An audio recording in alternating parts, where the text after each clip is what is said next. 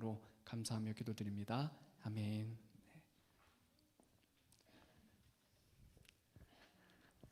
네, 어떻게 한 주간 평안하셨습니까? 네, 평안 안 하신 것 같네요. 네, 몇 분만 평안하신 것 같습니다. 네, 이제 다 평안하시죠? 제가 오늘 일부 예배 때 말씀드렸지만 제가 이번에 좀 여담을 말씀드리면 백신을 맞았습니다. 최근에 저희 사모가 그러더라고요. 그 인터넷을 통해서 여분 백신을 신청하는 게 있다고. 그래서 저는 그 전에 모르고 있다가 카톡 이렇게 뉴스를 보니까 조회하는 게 그런 게 있더라고요. 신청하면 뭐 알림이 와가지고 그러면 빨리 신청하면 할 수 있다. 그래서 뭐 엄청 기대를 한 건 아닌데 그 얘기를 듣고 신청을 했는데 정말 우연찮게 카톡이 와서 잠깐 카톡을 보고 있는데 갑자기 탁그 알람이 뜬 거예요. 그래서 정말 저도 모르게 무의식적으로 정말 반사적으로 탁탁탁탁 하고 신청을 해서 오늘 받으러 오십시오 막 이렇게 온 겁니다. 그래서 처음에는 와 드디어 이제 백신을 받는구나. 백신에 대한 걸 잘 모르고 그냥 백신을 받는다라는 거에 기대를 하고, 그리고 뭐 백신을 맞으면 여러 가지 이제 좋은 것들이 있다고 하더라고요. 저는 뭐 이제 종교인들 예배 드리는데 그 인원 제한에서 풀려난다 뭐 그런 거 여러 가지가 있어서 빨리 맞아야겠다라고 생각을 했었는데 갔습니다. 그래서 이제 막상 이제 백신을 맞으려고 하면서 막 인터넷으로 검색을 하니까 부작용이라는 게 이제 글씨가 되게 크게 들어오기 시작을 하는 거예요. 그 전까지는 뭐 나이도 이제 아직 제 기준으로는 젊고 저는 건강하다고 생각을 했으니까, 그러니까 이제 백신 맞아도 별거 아니겠다 생각을 했는데 웬걸 오히려 젊을수록 더 이게 반동이 심하고, 그리고 이제 건강할수록 더 많이 힘들다고 하더라고요. 그래서 내가 건강한지 안 건강한지를 이제 가늠하는 척도가 될 수 있겠구나 그 생각을 하고 이제 또 백신을 갔는데, 막 갑자기 이제 기다리는 대기열에 보니까 젊은 사람은 없고 이제 어르신들만 앉아 있는 거예요. 그래서 내가 여기 못 올 때 왔나 막 이렇게. 보통 이제 다 70대 그 정도 되시는 분들이 이제 계시더라고요. 제 차례를 이제 잘 기다렸는데 다들 뭐 주사를 놔주신 분도 약간 의아하게 이렇게 좀 보시고, 의사 선생님도 저를 보니까 특별히 따로 남아서 얘기를 하시더라고요. 저한테 좀 젊은이라고 표현을 하시더라고요. 젊어 보이나 봐요. 그래서 젊은이는 많이 아플 거라고. 그러니까 좀 조심해야 된다고 얘기하시고, 또 이제 주사를 맞을 때는 괜찮았는데 이제 가려고 하니까 거기는 간호사분도 좀 나이가 있으세요. 다 이렇게 가족 같은 분들이신데 잠깐 멈추시더니 아래 내려가서 타이레놀을 꼭 사갖고 가라고. 그러면서 정말 아프니까 꼭 타이레놀 사긴 샀는데 아이 뭐 이런 걸 먹어 약간 구차하게 좀 생각을 하고 있고, 그리고 바로 먹으면 또 이제 몸의 증상을 알 수 없으니까 이렇게 안 먹고 좀 버티다가 몸이 이제 좀 열도 나고 좀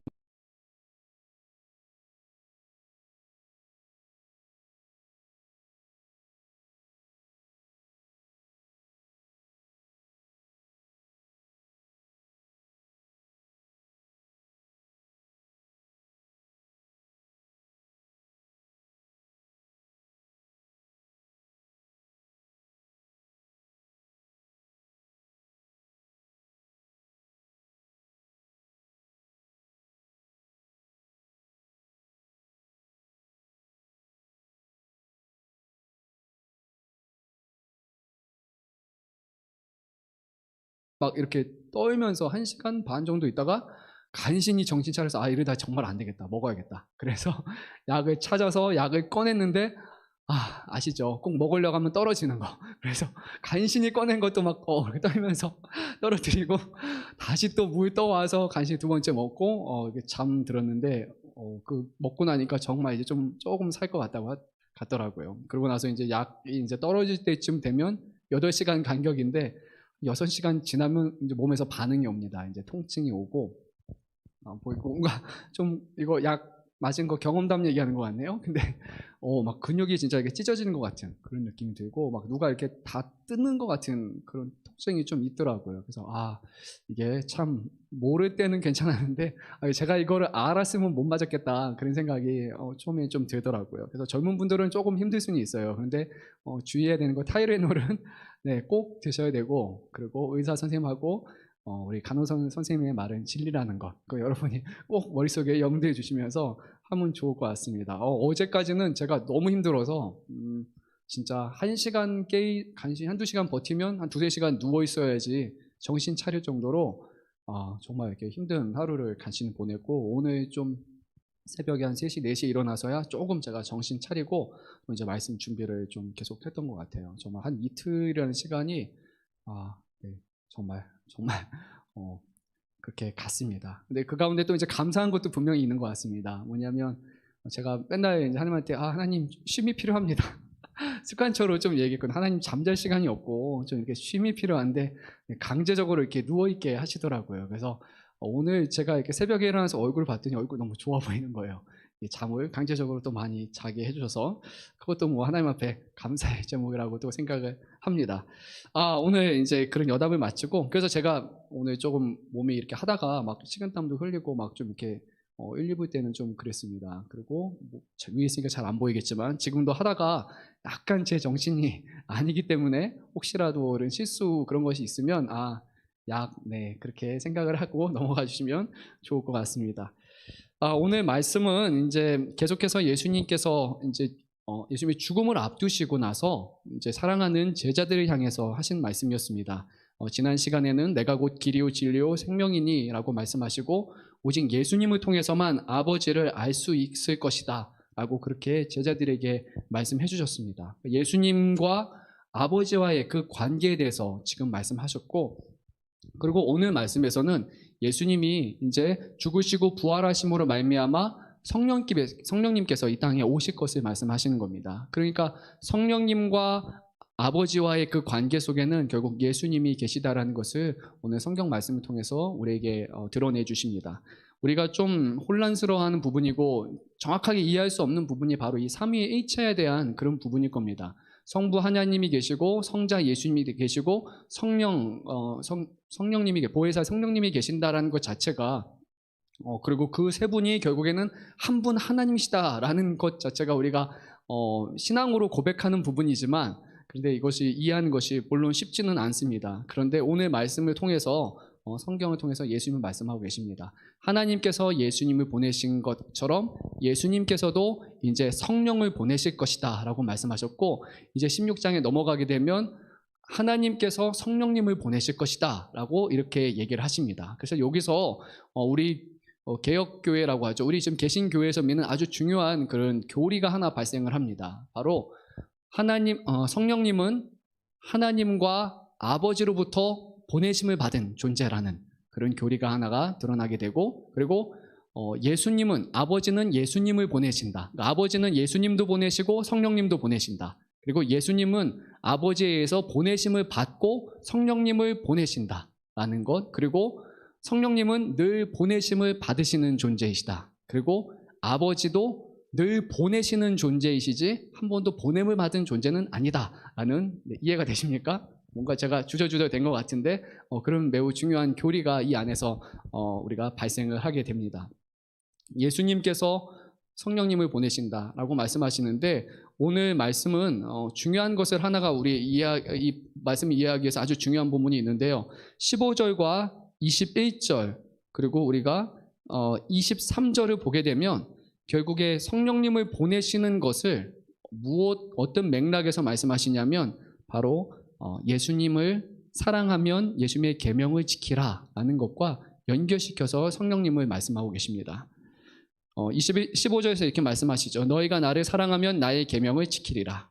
21절 나의 계명을 지킨 자라야 나를 사랑하는 자니 라고 말씀하시고 그리고 예수께서 23절에서 사람이 나를 사랑하면 내 말을 지키리니 라고 계속해서 이 맥락에서 사랑 그리고 계명 지키는 것을 말씀하십니다. 왜 이렇게 말씀하시냐면 성령은 아무에게나 주어지는 것이 아니라 바로 예수님을 사랑하고 예수님의 말씀을 따르는 사람, 순종하는 사람에게 보내지시는 그런 영이고 그런 선물이라는 것을 말씀하시기 때문입니다. 그래서 성령은 모든 사람들이 다 그걸 알고 다 이해할 수 있는 그런 영이 아니라 오직 예수님을 사랑하고 예수님의 말씀을 지키는 사람들에게만 보여질 것이고 그 사람들만 성령을 받은 사람이 될 것이라고 그렇게 오늘 말씀하고 있습니다. 19절 말씀 우리가 한번 읽도록 하겠습니다. 19절 말씀 읽도록 하겠습니다. 조금 있으면 세상은 다시 나를 보지 못할 것이로되 너희는 나를 보리니 이는 내가 살아있고 너희도 살아있겠음이라. 이 말씀에 대해서 여러 가지 해석이 있지만 이것은 예수님이 부활하신 다음에 제자들이 예수님을 볼 것이다라는 그런 의미로 쓰여진 것보다 이 더 정확한 의미는 아마 예수님께서 죽으시고 부활하시고 승천하신 후에 과연 예수님이 살아계신다라는 것을 과연 우리가 어떻게 이해할 것인가? 예수님이 그냥 죽고 부활하시고 하늘 올라가시고 끝이 아닙니까? 그것이 아니라 우리 안에 성령님이 계심으로 말미암아 우리는 그 성령님을 통해서 예수님이 지금도 살아계신다라는 것을 보게 될 것이라고 그렇게 예수님은 말씀하시는 겁니다. 그러니까 우리 안에 성령님이 계신다라는 것은 우리 안에 예수님이 살아계신다라는 것이고 그리고 동시에 하나님이 우리 안에 함께 하신다라는 그 의미가 됩니다. 성령님이 계신다라는 것은 결국 삼위 하나님께서 우리 안에 우리와 연합하여서 함께 계신다라는 매우 중요한 의미가 되는 것입니다. 오늘 말씀을 보게 되면 16절과 17절에서 성령님에 대해서 두 가지 이름으로 그렇게 표현을 하고 계십니다. 지난 시간에 말씀드렸던 것처럼 한 가지 의미는 바로 보혜사라고 말씀드렸는데 이거는 헬라어로는 파라클레토스라고 지난 시간에 말씀드렸습니다. 법정에서 그곳에서 옆에서 보호해주고 같이 대변해주는 그런 사람을 바로 일반적으로 의미하는 것입니다. 그런데 요한복음 16장 7절에서 11절을 보게 되면 이 성령님의 역할을 또 다른 역할로 그렇게 말씀하고 있습니다. 16장 7절에서 11절을 보게 되면 피고를 이렇게 변호해주는 그런 변호사, 변론하는 사람, 조언자가 아니라 여기서는 세상의 죄와 세상의 의에 대해서 그리고 바로 세상의 심판에 대해서 세상을 책망하시는 분으로서 말씀하십니다. 그러니까 성령님이 하시는 것은 우리를 변론해 주시는 거지만 동시에 믿는 사람들 그리고 예수님의 계명과 말씀대로 살아가는 사람들을 통해서 세상이 얼마나 말씀 가운데서 벗어나 있고 악한 삶을 살아가고 있고 의에서 멀어져 있다는 것을 바로 우리 안에 계시는 성령님을 통해서 세상에 드러내신다는 겁니다. 그러니까 하나님의 자녀된 우리의 역할은 단순히 그냥 하나님의 자녀로 살아갑니다라는 거기서 끝나는 것이 아니라 우리의 모습, 우리 안에 계시는 성령님을 통해서 세상의 죄와 세상의 잘못됨을 우리가 드러내야 될 역할을 갖고 있다라고 주님은 말씀하셨습니다. 그래서 오늘 예수님께서는 강조하신 부분이 바로 나의 계명을 지키라라고 말씀을 하셨습니다. 우리가 계명을 지킨다라는 것을 바로 예수님께서는 15절에서 예수님을 사랑하는 것과 연결해서 말씀하셨습니다. 우리가 예수님의 계명을 지키지 않는다면 우리는 예수님을 뭐하지 않는다는 겁니까? 사랑하지 않는다. 되게 쉽게 말씀하셨습니다. 21절에서 나의 계명을 지키는 자라야 나를 사랑하는 것이다 라고 그렇게 말씀하셨습니다. 여러분 어떻게 말씀을 계명을 지키고 계십니까? 이게 좀 어려운 부분이죠. 어떻게 계명을 지키는 게 우리를 사랑한다는 것을 판별하는 그런 요소일까라는 부분에서 조금 힘들게 여길 수도 있지만 분명히 예수님은 그렇게 말씀하셨습니다. 사람과 사람과의 관계에서 제가 생각하기에 누군가가 서로 관심 있고 서로를 사랑한다라고 느껴지는 것은 바로 그 사람의 말에 귀를 기울일 때 그리고 그 사람이 원하는 것을 들어줄 때 그 사람을 생각하는 그 관계야말로 서로가 사랑한다라고 말하는 그런 관계일 겁니다. 그냥 저 사람을 사랑한다면서 내가 하고 싶은 것을 막 주고 내가 하고 싶은 대로 다 말하고 내가 하고 싶은 것만 표현하는 것을 온전한 사랑이라고 말하지는 않죠. 그것을 우리는 짝사랑이라고 말하지만 진정한 사랑은 상대편에서 상대방의 도움이 될 수 있는 것, 상대방을 기쁘게 하는 것을 따르는 것이 바로 이런 사랑일 것입니다. 그 전까지는 다른 사람에게 다가가고 뭔가를 해주는 게 쉽지는 않습니다. 그런데 어느 순간 서로가 사랑하는 관계가 되면 그것이 갑자기 좀 쉬워집니다. 그 사람을 늘 마음에 품고 있기 때문이고 생각하고 있기 때문이고 그 사람이 좋은 것과 기쁜 것을 생각하기 때문이죠. 그 전까지 예수님이 우리에게 주신 말씀, 하나님께서 우리에게 주신 말씀을 우리가 지킨다라는 것이 하나님을 사랑하지 않으면 무거운 짐이 되고 하기 힘들고 억지스러운 것이 분명히 될 수 있습니다. 그런데 하나님을 사랑한다면, 예수님을 사랑한다면 그것이 어느 순간 내가 지켜서 행할 수 있는 것으로 변화되는 것이죠. 예수님은 지금 너희가 나를 정말로 사랑한다면 이것이 억지스러운 의무나 해야 되는 어떤 율법 조항이나 이것을 통해서 너에게 뭐 엄청난 일이 있을 것이니까 그렇게 하는 그런 모든 전제 조건과 상관없이 너희가 이렇게 행하는 것이 바로 나를 사랑한다라는 그런 온전한 증거가 된다라고 그렇게 반복적으로 말씀하신 것입니다. 그 전까지는 쉽지는 않지만 사랑하기 때문에 주님의 말씀을 듣고 주님의 말씀을 지킬 수 있는 것입니다. 여기서 나를 사랑하면 나의 계명을 지키라는 것은 가장 큰 중요한 계명을 우리에게 하나 주셨습니다. 무엇이었죠? 내가 너희를 사랑한 것 같이 너희도 나를 맞나요? 너희 서로 사랑하라 하죠. 네. 내가 너희를 사랑한 것 같이 너희가 서로 사랑하라는 그 큰 계명을 주셨죠. 그리고 그뿐만이 아니라 하나님께서 예수님을 통해서 우리에게 보여주신 모든 진리와 구원에 관한 모든 가르침, 그리고 하나님을 믿는 사람으로서 살아가야 되는 빛과 소금 되는 삶을 위해서 필요한 모든 계명들을 우리에게 지킬 것을 말씀하셨습니다. 이제 예수님께서 그 말씀을 하신 다음에 이것이 쉬운 것이 아닌 것을 너무나 잘 아셨습니다. 지금까지는 예수님이 제자들과 함께 하시면서 이것이 계명이고 이것은 이렇게 해야 된다 끊임없이 가르치는 역할을 하셨지만 이제 예수님이 좀 있으면 떠나게 되시게 될 것이기 때문에 이제는 예수님의 역할을 하는 또 다른 사람이 또 다른 분이 필요하시게 됩니다. 그래서 오늘 예수님께서는 16절에서 이렇게 말씀하십니다. 내가 아버지께 구하겠으니 그가 또 다른 보혜사를 너희에게 주사 영원토록 너희와 함께 있게 하리니 라고 말씀하셨습니다. 이 보혜사의 역할은 그동안 예수님이 제자들에게 하셨던 그 역할을 계속해서 이어나가시는 것입니다. 그래서 오늘 17절 말씀에서는 이 성령님을 바로 진리의 영이라고 그렇게 말씀하셨습니다.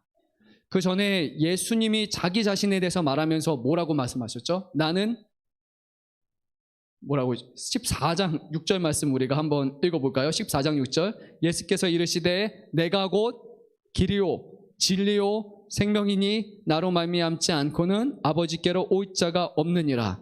그러면 오늘 17절에서 그는 진리의 영이라는 의미는 결국에 예수님의 영이라는 의미로 우리가 받아들일 수밖에 없습니다. 예수님께서 자신을 통해서 하나님께 나아가는 길을 인도하셨던 것처럼 이제 이 땅에 오신 그 성령님은 바로 예수 그리스도께서 보내신 영으로서 그동안 이제 성령님이 하실 일들은 예수님께서 제자들에게 행하신 일들을 계속해서 생각나고 계속 가르치는 일들을 이제 하실 것이라고 말씀하신 것입니다. 그러니까 우리가 성령님을 생각할 때 지난 시간에도 말씀드렸지만 그냥 어떠한 추상적인 존재나 멀리 있는 다른 곳에 있는 그런 존재가 아니라 주님을 믿는 사람이라면 이미 저와 여러분 안에는 성령님이 함께 하신다라는 겁니다. 이 보혜사 성령은 나중에 우리가 받을 것이 아니라 예수님이 부활하시고 승천하심으로 말미암아 이제 오순절 다락방에서 성령이 임하시게 됐고 그때 제자들에게 나타나신 그 성령 그것을 기점으로 모든 세상 사람들, 믿는 사람들에게는 다 이미 그 성령이 우리 안에 거하시게 되는 겁니다. 여러분 안에 여러분이 느끼거나 믿지 못하거나 상관없이 여러분 안에 성령님 한 분 한 분이 거하시고 계신다는 것이고 그 성령님으로 통해서 우리가 하나님의 말씀으로 듣고 이 말씀을 통해서 예수님의 말씀을 온전히 분별할 수 있게 하신다고 그것이 주님이 계획하신 것이었습니다. 19절 말씀 보게 되면 세상은 다시 나를 보지 못할 것이라고 말씀하셨습니다. 성령님은 우리의 눈으로 볼 수 있는 것이 아닙니다. 예수님은 우리의 눈으로 이제 죽으시고 부활하신 예수님은 우리의 눈으로 볼 수 있는 것이 아니지만 우리는 믿는 사람들은 성령님이 우리 안에 함께 하심으로 말미암아 예수님을 계속해서 우리 삶 가운데 보게 될 것입니다. 이제 그 말을 들은 후에 가룟 유다가 이렇게 가룟 유다가 아닙니다. 가룟이 아닌 유다, 이는 이제 야고보의 유다라고 하는데 야고보의 아들 유다거나 야고보의 형제 유다가 되겠죠. 그 야고보의 유다가 이렇게 말합니다. 주여 어찌하여 자기를 우리에게는 나타내시고 세상에는 아니하려 하시나이까라고 말씀합니다. 그러니까 이런 거죠. 예수님은 자꾸 보니까 예수님의 말씀을 들어보니까 예수님을 싫어하는 사람, 예수님을 부정하는 사람들에게는 예수님이 자기 자신을 나타내지 않고 그리고 자신을 사랑하는 사람들에게만 나타나신다고 하신 것이죠.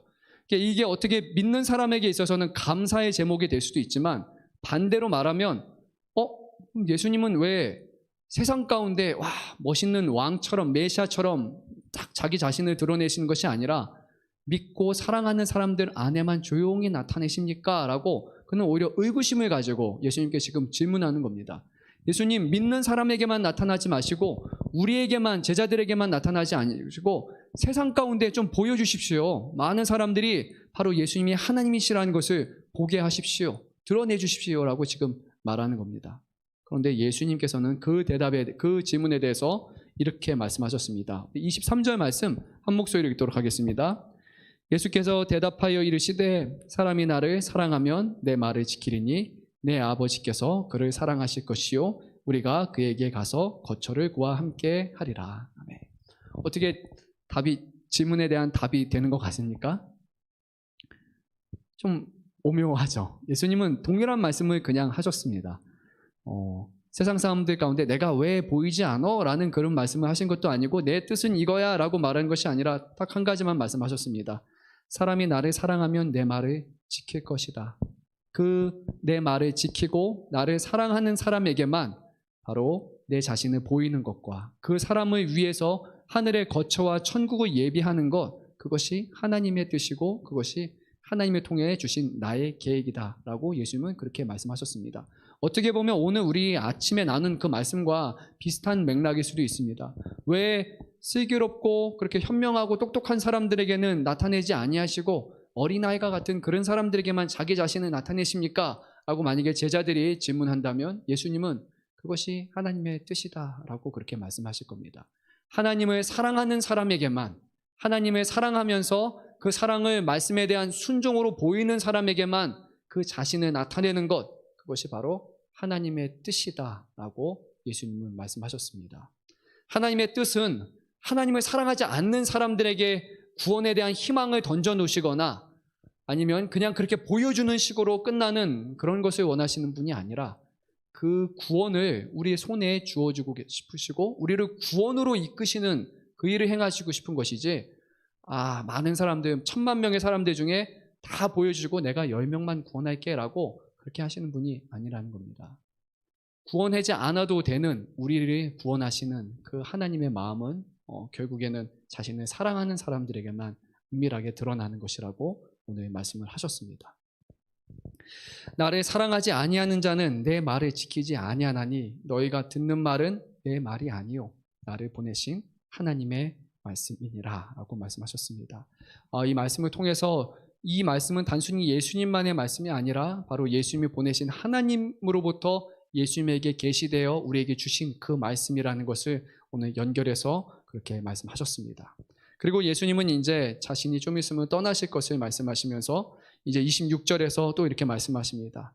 보혜사 곧 아버지께서 내 이름으로 보내실 성령 그가 너에게 모든 것을 가르치고 내가 너에게 말한 모든 것을 생각나게 하리라. 그분이 오시게 되면 지금까지 예수님이 하셨던 모든 일들을 다시 생각나고 가르치게 될 것이라고 말씀하셨습니다.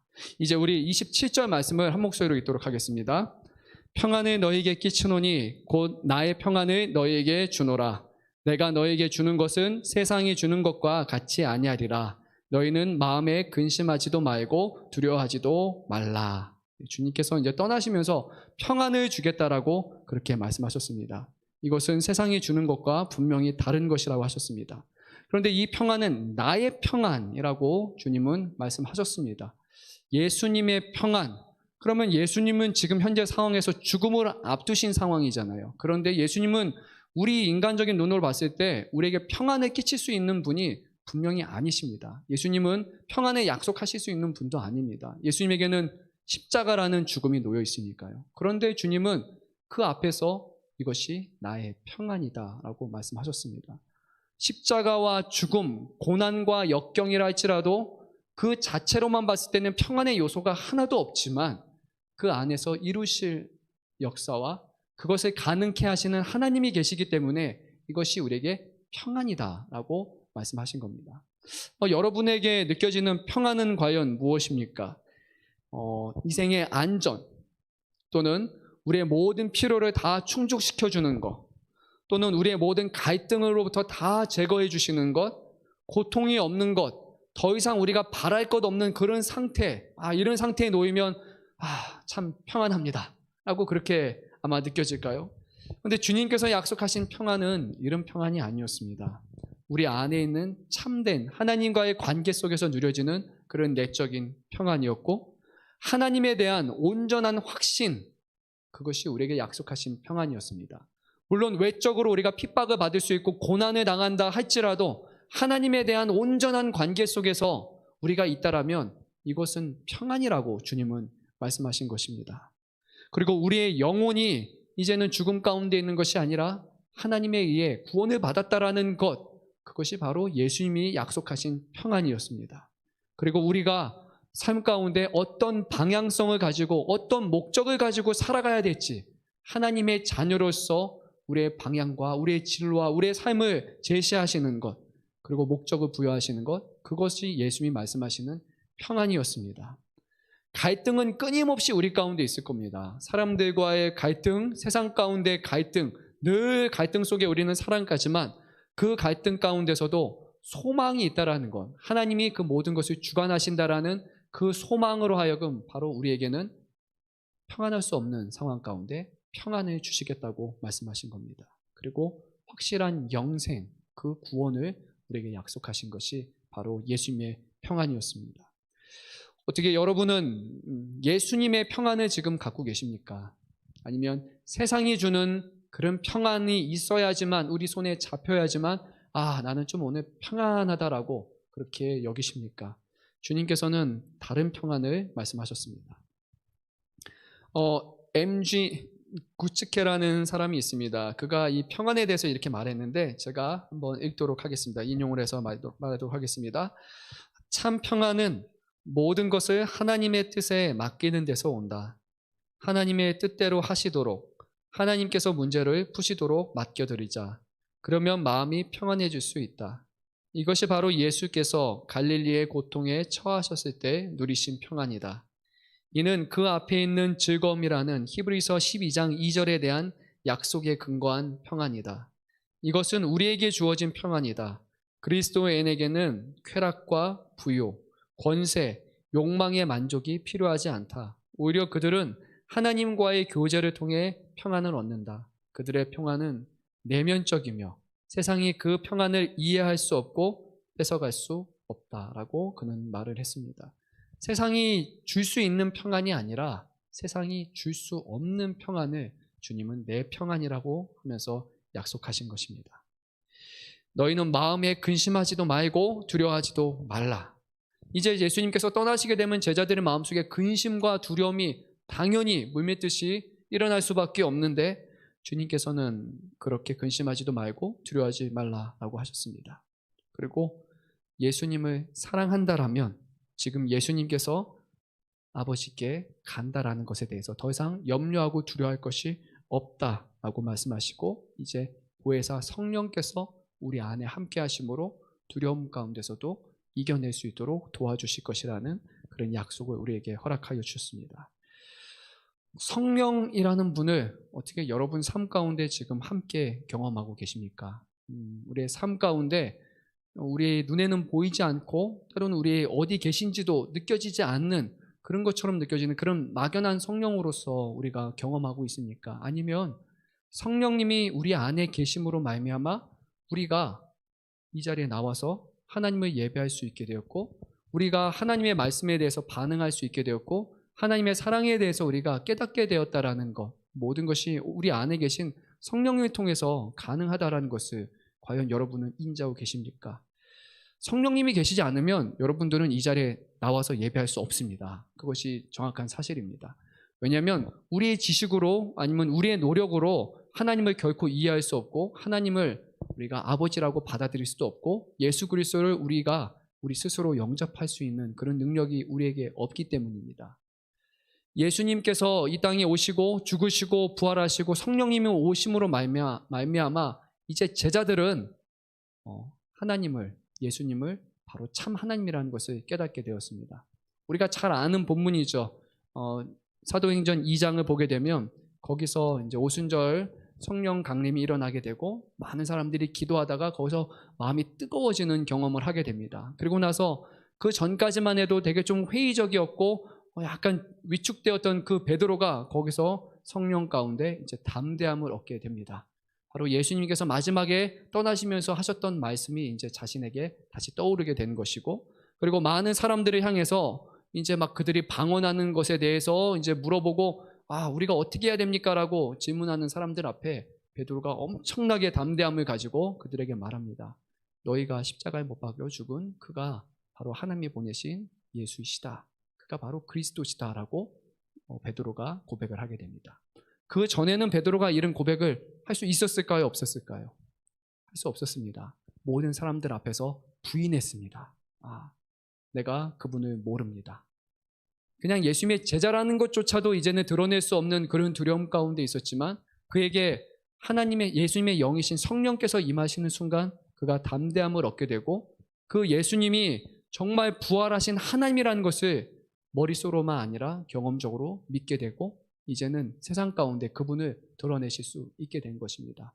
우리가 밖에 나가서 복음을 전하는 것 두렵고 떨리는 이유는 바로 우리가 그분을 온전히 성령 안에서 믿지 못하기 때문일 수도 있습니다. 정말 예수님이 세상을 구원하실 수 있는 분인가? 그분이 나를 구원하신 것에 대한 확신을 갖고 있고 나를 변화시킨 것처럼 다른 사람에게 복음을 전했을 때 그 사람도 이 복음을 통해서 나처럼 변화될 수 있다라는 그런 확신을 우리가 갖고 있다라면 우리는 아마 복음을 전할 수 있을 것입니다. 그런데 이제 복음 전하는 것이 쭈삣쭈삣한 이유는 여러 가지 이유들이 있겠지만 그 안의 본질을 잘 들여다보면 어쩌면 우리가 명확하게 확신하지 못하고 있을 수도 있습니다.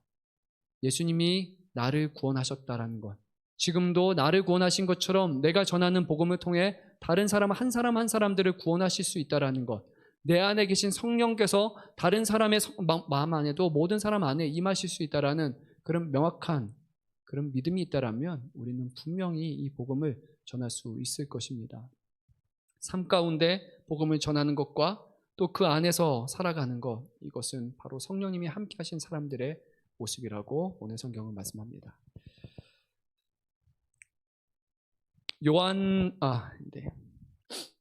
요한 1서를 보게 되면 요한 1서 5장 말씀을 보게 되면 그곳에서 예수님의 계명을 지키는 것에서 여러 번 반복해서 말씀하고 있는데요. 우리가 요한 1서 한번 찾아보도록 하겠습니다. 요한 1서 5장입니다.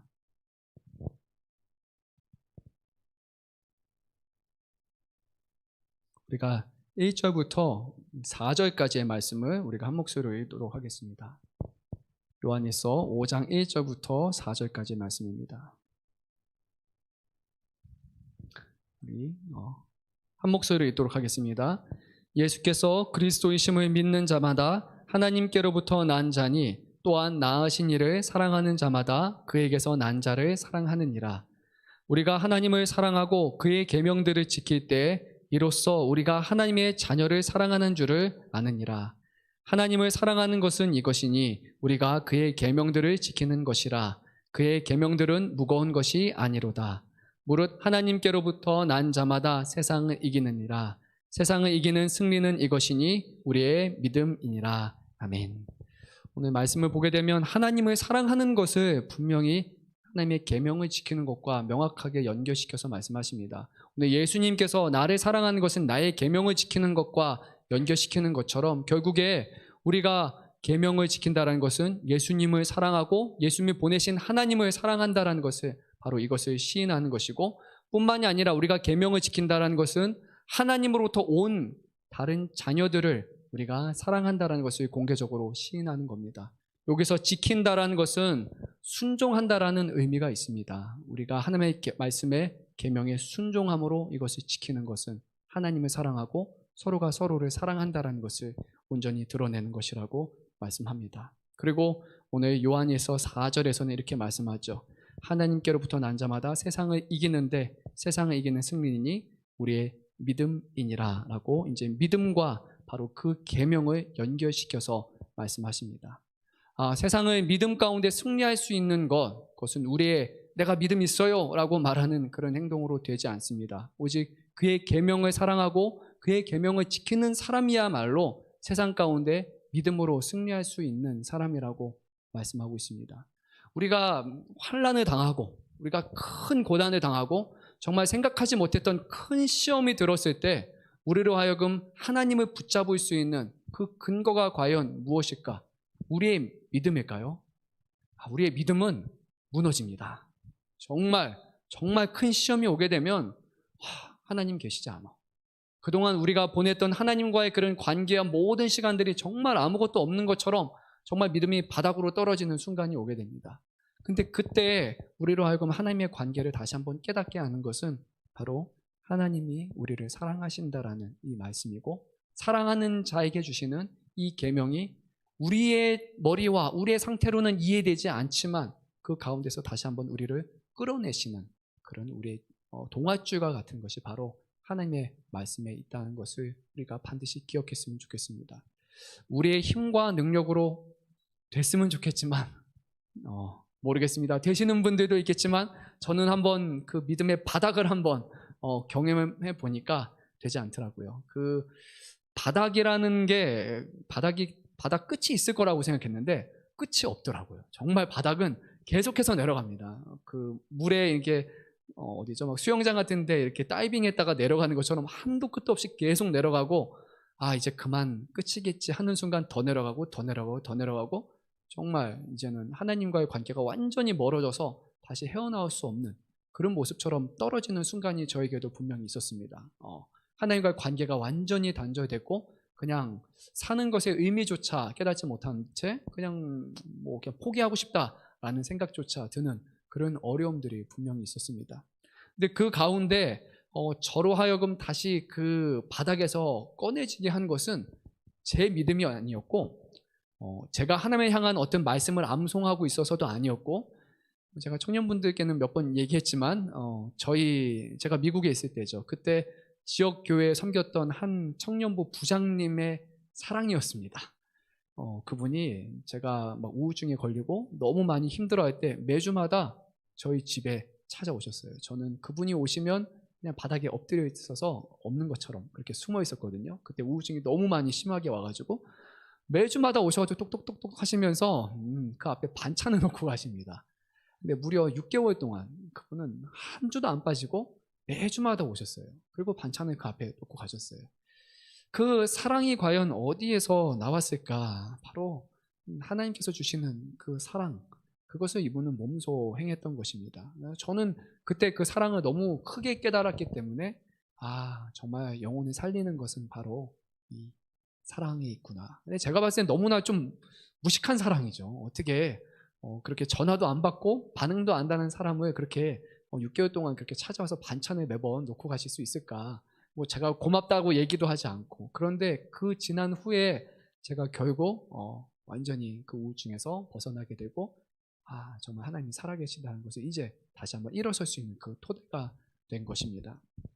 하나님을 사랑하는 사람들은 바로 하나님의 계명을 지킵니다. 그래서 그 하나님의 계명은, 예수님의 계명은 내가 너희를 사랑한 것 같이 너희도 서로를 사랑하라는 것입니다. 그 사랑은 바로 죽기까지 사랑하는 그 사랑입니다. 그 사랑을 통해서 믿음을 잃어버리고 아무것도 할 수 없는 우리들에게 다시 한번 하나님이 지금도 사랑으로 계신다는 것을 우리는 경험하고 다시 한번 거기서 설 수 있게 되는 것입니다. 예수님은 마지막으로 하시는 그 유언과 같은 말씀에서 서로를 향한 죽음과 같은 상황, 그런 사랑을 말씀하셨고, 그것이 바로 교회를 세우는 것이고 공동체를 세우는 그런 능력이라고 말씀하셨습니다. 그냥 한쪽으로 들려지는 그런 사랑이 아니고 저뿐만이 아니라 많은 사람들은 바로 이런 사랑을 경험했고, 그 사랑을 경험했기에 이제는 그 사랑을 줄 수 있는 사람이 된 것입니다. 정말 하나님을 사랑하십니까? 그러면 이웃을 사랑할 수 있기를 바랍니다. 주님의 그 사랑을 받아서 끝까지 포기하지 않는 사랑으로 서로를 사랑하심으로 하나님의 사랑이 우리 가운데 있다는 것, 그것을 우리가 다시 한번 드러낼 수 있기를 간절히 소망합니다. 우리